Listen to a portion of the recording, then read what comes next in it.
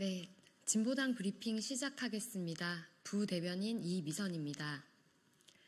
포스코 지회 관련 민주노조 때리기에 여념 없던 자들은 반성하고 사죄해야 합니다. 최근 대구지방법원 포항지원에서 민주노총 금속노조 소속 포스코 지회의 조직 형태 변경 결의가 절차적 하자가 갖고 있음을 인정하며 해당 결의가 무효임을 판결했습니다. 너무나 당연한 판결입니다. 지난 2023년 6월에 포스코 지회 임원들이 민주노총 집단 탈퇴, 조직 형태 변경을 추진한 과정은 조합원들의 총의를 모으지도 않았고 정해진 절차도 무시했기에 명백한 비민주적인 행위였습니다. 지금이라도 민주노조의 문제 제기가 정당했음이 확인되어 다행입니다. 아울러 과정에서 민주노조 때리기와 흠집내기에 여념 없던 정부와 국민의힘, 보수 언론은 과거의 행태에 대해 깊이 사과해야 합니다. 한덕수 국무총리와 노동부는 포스코 지회 3기 임원들의 비민주적인 절차를 묵인하며 노조 규약 시정 명령을 내리는 등 자주성을 침해했습니다.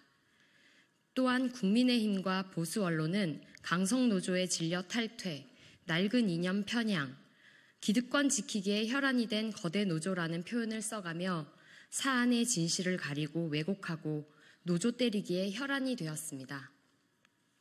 이들의 행위는 의도가 분명했습니다.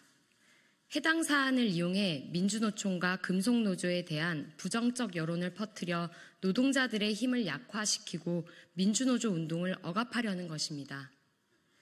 사죄와 함께 진실을 왜곡하고 노조 때리기 흑색선전이 다시는 없도록 해야 할 것입니다. 이번 판결로 민주노조의 정당성을 다시 한번 확인합니다. 민주노조는 모든 결정을 조합원 총회의 의사에 기반하며 조합원들의 권리를 보호하는 최전선에 서 있습니다. 또한 민주노총은 대한민국의 민주주의 원칙을 지키고 선도하는 조직이며 노동자 계급의 힘을 키우는 것이 민주주의 발전에 기여하는 길임을 다시 한번 강조합니다. 두 번째 브리핑 드리겠습니다. 윤석열 대통령은 헌법재판연구원의 제언을 받아 거부권 남발을 그만 멈춰야 합니다. 윤석열 대통령의 거부권 남발은 큰 국민적 공분을 야기하는 가운데 대통령의 법률안 거부권의 역사와 행사 사유라는 헌법재판연구원의 연구 보고서에서도 대한민국의 권력 분립의 원칙을 훼손하는 심각한 문제라는 지적이 나왔습니다.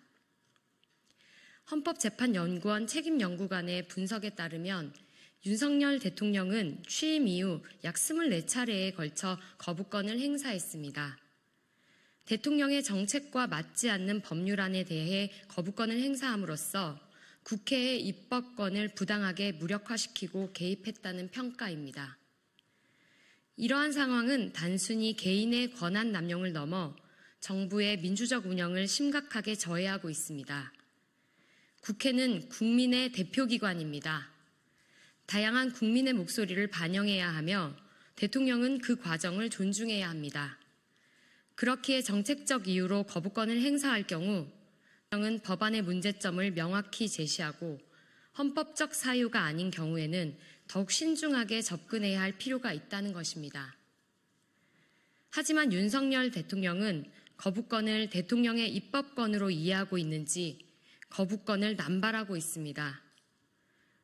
거부권을 남발하는 대통령 덕분에 우리 국민들은 법적 절차를 더 정확하게 알고 어떻게 악용할 수 있는지도 똑똑히 확인하고 있으니 기가 찰 노릇입니다. 윤석열 대통령은 제발 정신 차리십시오. 언제까지 대한민국을 혼란스럽게 만들 작정입니까? 대한민국의 민주적 절차와 권력 분립의 원칙이 무너지고 있는 것이 얼마나 심각하면 헌법재판연구소에서 거부권 행사에 대해 연구하고 제언까지 하겠습니까?